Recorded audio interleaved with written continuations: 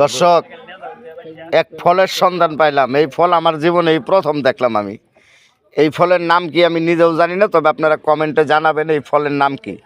যারা কমেন্টে জানাইতে পারবেন তাদের জন্য রয়েছে আমাদের পক্ষ থেকে বিশাল পুরস্কার। এটা কার? এই ফল কার? আপনার? আপনি কি বিড়ি খান নাকি? হ্যাঁ, বিড়ি খাই।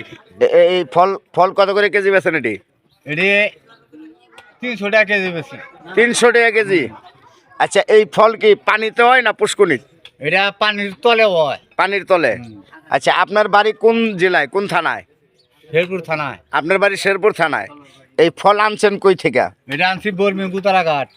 বর্মি গুতারাঘাট মানে যে মাওনা চৌরাস্তা বর্মি।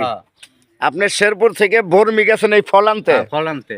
সর্বনাশ, তাহলে তো 300 টাকা কেজি বেচলে আপনার লস হইব। নস হইলে জনগণেরা খাওয়াই। আচ্ছা আচ্ছা, এনে কতটুকু হইব? 1 কেজি হইব? 1 কেজি হবো। মাপ দেন তো দেখি। আমি নিবো। নাই আন্তাজি দর ধরে দিনে। আচ্ছা, আমি নিবো। আপনি না, আপনি যেহেতু কেজি হিসাবে বেছেন তাহলে কেমনে নিবো? আন্তাজি এই পলিথিনে উঠান, সবটি উঠান। দর্শক, যেই ফল আমি কিনতাছি আজকে, এই ফল আমার জীবনে এই প্রথম কিনতাছি।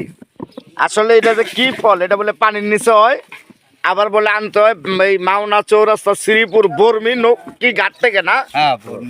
বর্মি ঘাট থেকে। এই লোকটার বাড়ি হলো শেরপুর। শেরপুর থেকে বর্মি যাইতে 300 টাকা গাড়ি ভাড়াই আছে। তাহলে আপ ডাউন 600 টাকা গাড়ি ভাড়া। এরপরে বেটা 300 টাকা কেজি এই ফল বেচে। আচ্ছা হ্যাঁ, 400 টাকা ভাড়া। ভাড়া বলে আরো বেশি, শুনছেন? তবে আপনারা কমেন্টে জানাবেন এই ফলের নাম কি। তো কমেন্টে যারা জানাইতে পারবেন এই ফলের নাম, তাদের জন্য রয়েছে আমাদের পক্ষ থেকে বিশাল পুরস্কার। আধা কেজি না? আধা কেজি হয়েছে না? কতটুকু? আরে আপনি পাত্র দিয়ে আধা কেজি পাত্র। হ্যাঁ, মাপে লইন।